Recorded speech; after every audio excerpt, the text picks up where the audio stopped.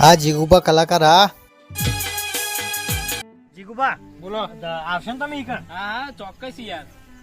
તે એક કામ કરો પણ ડેમો આલવો પડશે ને પેલા. હા ડેમો ડેમો તો આલો જ પડશે ને યાર. પૈસા લાગુ પણ ડેમાના એ ડેમાના બધું કેટલા અમારા પૈસા લાગે? બોડી ગાર્ડ જોવાનું યાર. પેલા હું કશું ના કહું તમને. 10,000 લાગે.